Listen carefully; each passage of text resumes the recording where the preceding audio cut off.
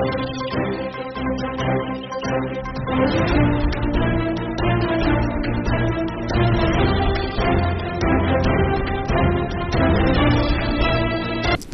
आज एक खास मुलाकात में आज मुलाकात कर रहे हैं कमल सिंह खर्रा जी से। आप यूडीएस मिनिस्टर हैं जी। खर्रा जी, आपका स्वागत है आपकी आवाज़ पे। क्या यूडीएच एक मिनिस्ट्री एक बड़ा डिपार्टमेंट है, किस तरह से आप चला रहे हैं और क्या है, और क्या आपकी मुख्य प्राथमिकताएं क्या है इस डिपार्टमेंट की? देखिए, नगरीय विकास विभाग और स्वायत्त शासन जी शहरों के नियोजित विकास के साथ साथ शहरों में रहने के नागरिकों को मूलभूत सुविधाएं प्राप्त हैं, जी, जिसमें सफाई से लेकर ड्रेनेज से लेकर सीवरेज से लेकर पेयजल, शुद्ध पेयजल की उपलब्धता से लेकर जी, और आपके यातायात की सुगम व्यवस्था तक शामिल है। जी, पिछले वर्षों में जिस प्रकार से शहरों का अनियमित तरीके से विकास हुआ, जी, उससे बहुत सारी समस्याएं चल रही उत्पन्न हुई। बरसात के दौरान बरसात के पानी के जो प्राकृतिक रूप से प्रवाह के मार्ग थे वो अनियोजित विकास की वजह से अवरुद्ध हो गए, जी, जिससे जगह जगह जल भराव की समस्या होने लगी, ड्रेनेज की समस्या होने लगी, बढ़ती आबादी के साथ सीवरेज की समस्या बढ़ी, जी, सफाई व्यवस्था को लेकर भी अभी तक सरकार की तरफ से जितनी व्यवस्थाएं की जा रही, जितनी सुविधाएं की जा रही, जी, उसके मुताबिक काम नाकाफी साबित, सहयोग नहीं मिल पा। जी, सुलभ यातायात की दृष्टि से जितने सार्वजनिक यातायात के साधन होने चाहिए वो भी निश्चित रूप से पूर्ण रूप से उपलब्ध नहीं है, और जिसकी वजह से निजी वाहनों का रेला जी, सड़कों पर देखने को मिलता है, और जितनी दूरी 15 मिनट में पूरी होनी चाहिए उस दूरी को पूरा करने में आधे घंटे से 1 घंटे तक जी, आम आदमी को लगने लगा है। हमने यातायात सुधार की दिशा में मेट्रो के दूसरे फेज का भारत सरकार के साथ संयुक्त उपक्रम बनाकर जी, सीतापुरा से टोरी तक नई मेट्रो लाइन बिछाने का काम की परियोजना पर काम कर रहे हैं। घर घर कचरा संग्रहण की दिशा में भी हम आगे बढ़ रहे हैं। जी, सीवरेज और ड्रेनेज के लिए हमने एक एजेंसी को हायर करके पूरे शहर का सर्वे करवाकर जिस स्पीड से सर जो काम होना चाहिए लास्ट 75 सालों में, जो दूसरी कंट्रीज़ की अगर बात करें, जो डेवलप कंट्रीज़ हैं उनमें जो सफाई व्यवस्था है ना, ट्रैफिक की समस्या, ट्रैफिक जो इंडिया में समस्या है, राजस्थान में भी हर सिटी में समस्या बना हुआ है, जिस तरह की सुविधाएं होनी चाहिए वो सुविधाएं कहीं भारत और राजस्थान पिछड़ा हुआ है। मैं समझता हूँ वो अगर देखा जाए 20% भी इंफ्रास्ट्रक्चर नहीं है जो जितना होना चाहिए, तो आपको कहीं ना कहीं एग्रेसिव मोड पे आके 5 से 10 साल में इसको रिकवरी करनी पड़ेगी। जो 70-80% की कमियां है ना सारी व्यवस्थाओं में, जैसे आपने गिनाई, तो किस तरह से मतलब इसको रिकवर करेंगे और एक स्मार्ट सिटी और स्मार्ट। देखिए, सबसे बड़ी बात ये थी जी कि आज़ादी के तुरंत बाद जी देश के नागरिकों में ये भाव पैदा करना सरकार का कर्तव्य भी था, दायित्व भी था, जी, कि अब देश आज़ाद हो चुका है, और आज़ादी से पूर्व जिस प्रकार के आंदोलन हुए, असहयोग आंदोलन मान लो, चाहे विदेशी वस्तुओं के बहिष्कार का मामला मान लो, उस सब से छुटकारा दिलाकर आम आदमी के दिलो दिमाग में ये बात बैठानी थी कि अब देश आज़ाद हो गया। जी, ये जितने भी सार्वजनिक और सरकारी संपत्तियां हैं वो देश के नागरिकों बिल्कुल। और आपको आज़ादी के बाद संविधान के माध्यम से जो अधिकार मिले हैं उन अधिकारों का तो आप सदुपयोग करेंगे ही करेंगे जी, लेकिन राष्ट्र के प्रति, समाज के प्रति, क्षेत्र के प्रति आपके जो कर्तव्य और दायित्व है जी, उनका भान भी आम जन को उस समय करवाया जाना चाहिए था।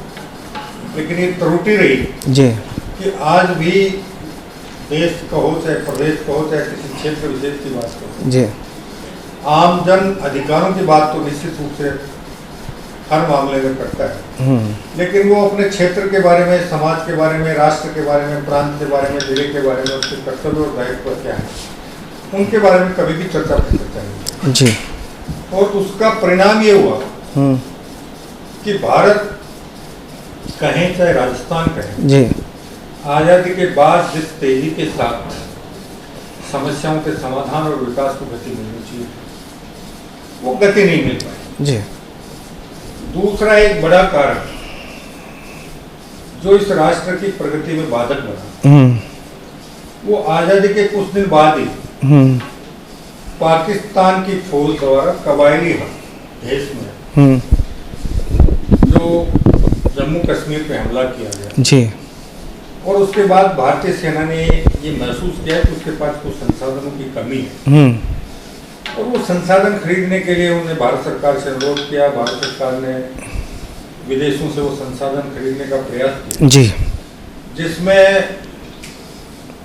भारत की थल सेना के पास जमीनी मूवमेंट के लिए वाहनों की कमी थी, जी, महसूस की गई और लगभग 1555 जीपें उस समय पूरी दुनिया में 2 ही कंपनियां थी जो जीप बनानी थी, अमेरिका में थी, ब्रिटेन में थी। उनसे जीप खरीदने की चर्चा परिचर्चा शुरू हुई। अमेरिका में हमारे राजदूत थे और ब्रिटेन में हमारे हाई कमिश्नर थे। अमेरिकी कंपनी ने साफ कर दिया कि वो अल्प समय में इतने नहीं दे सकते, डिलीवरी सप्लाई करने में सक्षम नहीं है। जी, ब्रिटेन का हाई कमिश्नर ने कहा कि कंपनी अग्रिम भुगतान मांग रही है और उसके बाद वो जीपों की सप्लाई देने को तैयार है। 1555 जीपों के अग्रिम भुगतान जी, ब्रिटिश हाई कमिश्नर के माध्यम से भारत सरकार ने दे दिया और उसके बाद लंबे समय तक जीपें भारत नहीं आती। वो पहला रक्षा सौदा घोटाला था जी, जिसे बाद में संसद में कुछ सांसदों को उठाया गया। संसद की जांच कमेटी भी बैठी और उसका परिणाम ये हुआ कि उस हाई कमिश्नर को ब्रिटेन से हटाकर भारत बुला लिया गया और ये राष्ट्र का दुर्भाग्य रहा कि कुछ दिनों बाद उसे भारत की संसद में लाया गया और 1962 के भारत चीन युद्ध के समय से पहले उसे भारत का रक्षा मंत्री बना दिया गया। और जीप घोटाला जो पहला सेना के सामान खरीद का मामला था, उसमें आज तक भी समुचित कार्रवाई नहीं हो पाई। तो आम जन के लोगों में मन में और सरकारी अमले में ये भाव बैठ गया जी, कि भ्रष्टाचार कोई बहुत बड़ी बात नहीं है। उसके बाद मुंद्रा कांड भी हुआ, नागरवाला कांड भी हुआ, एक के बाद एक कांड होते गए, उसके कोई निष्कर्ष नहीं निकले जी। और भारतीय अर्थव्यवस्था को कह दें, चाहे प्रदेश की अर्थव्यवस्था को कह दो, भ्रष्टाचार भ्रष्टाचार धुन की तरह लगेगा तो निश्चित रूप से समस्याओं का समाधान और जी। राजस्थान के परिप्रेक्ष्य में अगर थोड़ा सा आप इसमें डालें, जो पिछली सरकारों ने भ्रष्टाचार हुआ, चाहे सड़क के मामले, चाहे सिवरेज के मामले, जितना पैसा लगाया गया ना, उसका अगर 40-50% भी अगर नियोजित तरीके से लगाया जाता और मैं बोलूँगा भ्रष्टाचार नहीं होता, तो आज कहीं अग्रिम राज्य होता राजस्थान। राजस्थान ही अग्रिम राज्य नहीं होता, पूरे देश में सारे अग्रिम राष्ट्र होता। जी जी बिल्कुल। और अभी माननीय उच्च न्यायालय की टिप्पणी इस संदर्भ में बहुत समयानुकूल है जी, कि जो निर्माण सरकार के स्तर पर करोड़ सवा करोड़ रुपए में होता है जी, आम नागरिक उसको 25-30 लाख रुपए में मजबूती के साथ पूरा करवाता है। बिल्कुल। और फिर भी 1.25 करोड़ लगने के बाद भी उस निर्माण की गुणवत्ता का कोई विशेष ध्यान नहीं रखा और वो समय से पहले जर्जर होगा। अगर इस टिप्पणी को पूरे परिप्रेक्ष्य के रूप में उसका विश्लेषण करें जी, तो निश्चित रूप से आज़ादी से लेकर लंबे समय तक भ्रष्टाचार धुन की तरह विकास कार्य में लगा रहा जी। और ये भी सही है कि एक बार भारत के एक प्रधानमंत्री जी ने ये भी कहा था कि दिल्ली से विकास के लिए जो 1 रुपया रवाना होता है जी, वो धरातल तक पहुँचते 15 पैसे लगता है। जी जी। अब इस दिशा में पिछले 12 साल में आदरणीय प्रधानमंत्री जी नरेंद्र मोदी जी के नेतृत्व में जी सुधार की दिशा में तेजी से आगे बढ़े हैं और लाभार्थी के बैंक खाते में सीधे पैसे ट्रांसफर करने की वजह से अब 100 का 100 पैसा या 100 का 100 रुपया लाभार्थी तक पहुंचना शुरू हुआ है। ये एक बड़ा परिवर्तन है। इसी प्रकार विकास कार्यों में भी जी भारत सरकार हो चाहे हमारी वर्तमान राजस्थान सरकार माननीय मुख्यमंत्री भजनलाल जी के नेतृत्व में उन्होंने भी इस दिशा में कड़े कदम उठाना शुरू किया जी और पिछले 2018 से 2023 के कालखंड में चाहे जल जीवन मिशन हो चाहे प्रतियोगी परीक्षाओं में पेपर नकल का मामला हो चाहे प्रश्न पत्र बेचने का मामला जी उसमें कठोर से कठोर यूडीएच एक बड़ा मंत्रालय है। यहाँ पे भी 75 सालों से भ्रष्टाचार बोलबाला रहा है। किस तरह से आम आदमी को और इससे पढ़ने वाली जो उद्योग है व्यापार है जैसे बिल्डर्स एंड डेवलपर हैं है ना, तो उनको कैसे निजात मिले और फाइलों का जो त्वरित निस्तारण होना चाहिए वो हो नहीं पा रहा।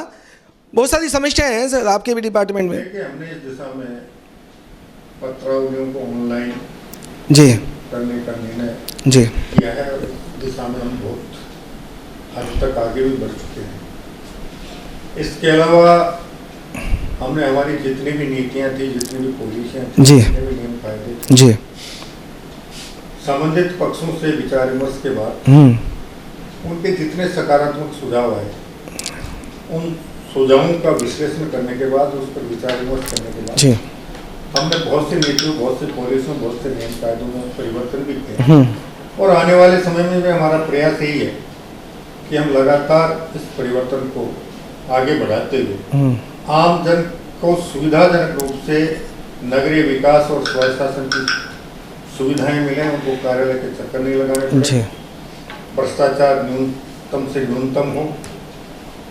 इस दिशा में जितना कुछ हमें सकारात्मक सुझाव मिल रहे हैं जी सुझावों पर विचार करते हुए हम आवश्यक काम करते हुए आगे।